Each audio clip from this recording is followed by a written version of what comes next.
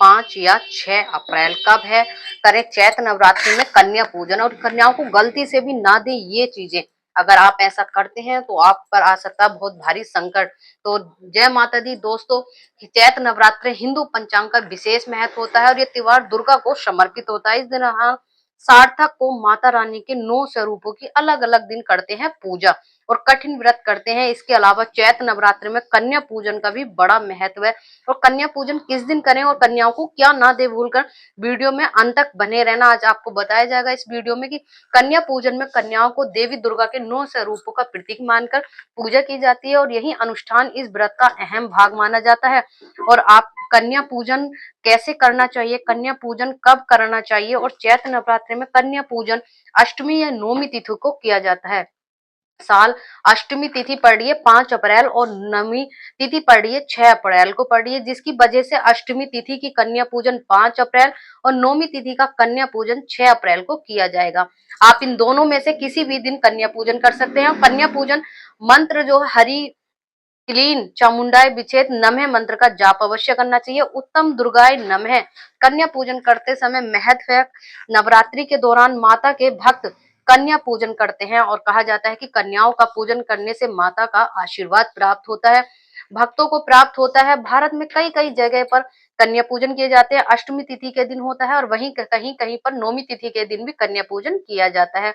आपको हम बताएंगे कि अगर आप भी नवरात्रि के दौरान कन्या पूजन करने वाले हैं तो किन गलतियों को करने से आपको बचना चाहिए। जैसे कंचना पूजन में एक लांगुर को भी बिठाया जाता है। अक्सर लोग इसे भैरव बोल देते हैं, लेकिन यह असल में कंचा का स्वरूप होता है। यानी जब कंची का पूजन करते हैं तो ये एक लड़का कंच के रूप में प्रतीक होता है। और कन्या पूजन के लिए कन्याओं की बात करें तो कन्या पूजन के दौरान लोग को 10 वर्ष की छोटी छोटी कन्याओं को माँ दुर्गा का स्वरूप माना जाता है। आदर पूर्वक उनको बिठाना चाहिए, उनके पैर धोने चाहिए, भोजन पूरी चना हलवा और नारियल खिलाते हैं। अगर इस विधि में किसी भी प्रकार की गलती करते हो तो आपके लिए अच्छा नहीं होता है। तो यानी माता रानी दुर्गा का आशीर्वाद आप देते हैं कि कन्याओं को गिफ्ट पैसे दिए जाते हैं। इस दौरान में कई नियम का पालन करना चाहिए और जरूरी होता है। अगर आप इस विधि विधान से किसी भी प्रकार की गलती करते हैं तो आपके लिए अच्छा नहीं होगा। तो माता दुर्गा का आशीर्वाद आपको नहीं मिलता है। लेकिन इस बात का ध्यान रखें कि कन्या पूजन के दौरान भूल कर भी ऐसी कोई गलती ना करें जिससे माता रानी हो जाए आपसे नाराज। और नवरात्रि पूजन का जो लोग करते हैं कन्याओं को अच्छी तरीके से उपहार देते हैं और बहुत अच्छी तरह, लेकिन अनजाने अनजाने में कोई ऐसा उपहार दे देते हैं जिससे कि माता रानी हो जाती है नाराज। तो कन्याओं को उपहार में क्या नहीं देना चाहिए और नवरात्रि में कन्या पूजन के दौरान क्या ना करे ये गलती। और नवरात्रि में कन्या पूजन का माता के स्वरूपों में ध्यान में रखकर किया जाता है। तो कन्याओं को 9 देवियों का भी प्रतीक माना जाता है।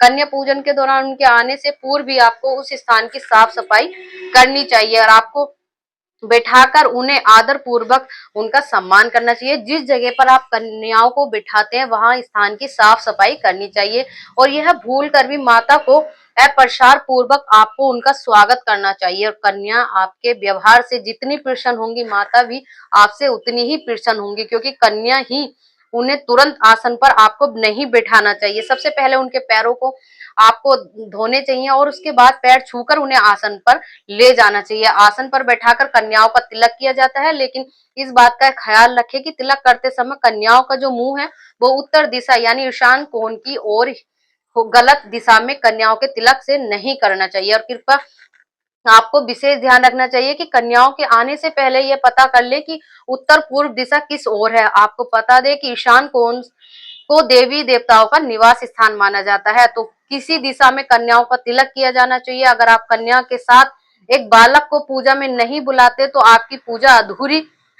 कहती है और इसलिए 9 कन्याओं के साथ साथ एक बालक को भी अवश्य बुलाया जाए और बहरा का स्वरूप माना जाता है। भोजन के बाद अगर सामर्थ्य के अनुसार कन्याओं को दक्षिणा नहीं देते तो कन्या पूजन अधूरी रह जाती है।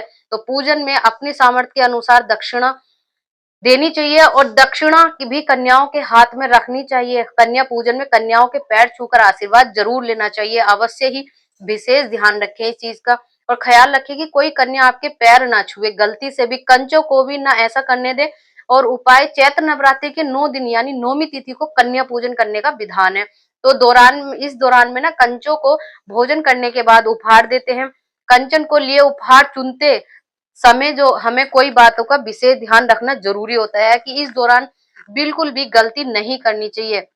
नंबर 1, कन्या पूजन के दौरान कन्याओं को उपहार में धातु की भेंट नहीं देनी चाहिए और भूल कर भी प्लास्टिक या बर्तन नहीं देने चाहिए उपहार में। ये चीजों का विशेष ध्यान रखना। कन्या पूजन के बाद उपहार में हमें नुकीले चीजें बिल्कुल भी नहीं देनी चाहिए, ऐसी चीजों से बचना चाहिए। और माता का स्वरूप है कन्या, इसीलिए लाल रंग की चुनरी या कपड़े उपहार में देने चाहिए। गलती से भी काले रंग व काले रंग का रुमाल भेंट नहीं करना चाहिए। नंबर 4, कन्याओं को भोजन करने के दौरान इस बात का ध्यान रखें कि सीधे भोजन करने की बजाय पहले उनके पैर धोएं, तिलक लगाएं, फिर उन्हें आसन पर बिठाकर भोजन कराएं।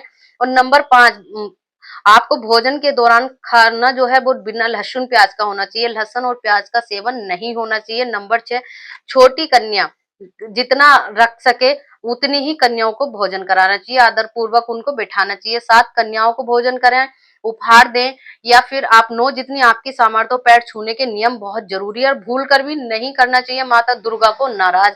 8, कन्याओं को विदा करने के बाद तुरंत घर की साफ सफाई ना करें, इस तरह थोड़ा रुकना अवश्य चाहिए। गलती से भी बचे कन्याओं को घर आते ही सीधे भोजन करने की बजाय पहले उनके पैर धोए, तिलक लगाए और फिर आसन पर बिठाना चाहिए। भोजन में लहसुन प्याज का सेवन बिल्कुल नहीं करना चाहिए और केला, हलवा, पूरी, चना, नारियल ही खिलाने चाहिए। कन्या जितनी खा पाए उन्हें आदर पूर्वक उतना ही खिलाएं। बिना पैर छुए कन्याओं को भूल कर भी विदा नहीं करना चाहिए। आपको विशेष ध्यान रखना है कि जब भी आप कई तरह के उपहार बनाए जाते हैं आजकल, लेकिन हमें जो परंपरा चलती आ रही है वो माता को चने, हलवा, पूरी का ही भोग लगाया जाता है। इससे माँ दुर्गा आपसे प्रसन्न होती है। कन्याओं को विदा करने के बाद भी तुरंत घर की साफ सफाई का विशेष ध्यान रखें, नहीं करनी चाहिए। और कन्या पूजन के बाद में आपको कलश अपने नवरात्रि में अपने मंदिर में रखा है उससे जल को पूरे घर में छिड़क दें। कलश पर रखे नारियल को भी जल को पूरा परिवार प्रसाद की तरह खाना चाहिए, कन्याओं में बांट देना चाहिए।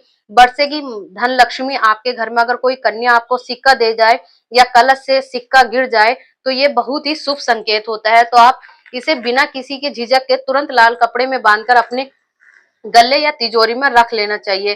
तो दोस्तों वीडियो अगर आपको अच्छी लगी हो, जानकारी आपको सही लगी हमारे द्वारा दी गई जानकारी, तो प्लीज चैनल को लाइक करें, सब्सक्राइब करें और शेयर करें। कमेंट बॉक्स में जय माता दी अवश्य लिखिए। कहते हैं सुनने, बोलने, कहने मात्र से ही माता रानी का आशीर्वाद मिलता है। फिर कुछ अलग कुछ नया आप लोगों के लिए लेकर आते हैं, तब तक के लिए जय माता दी।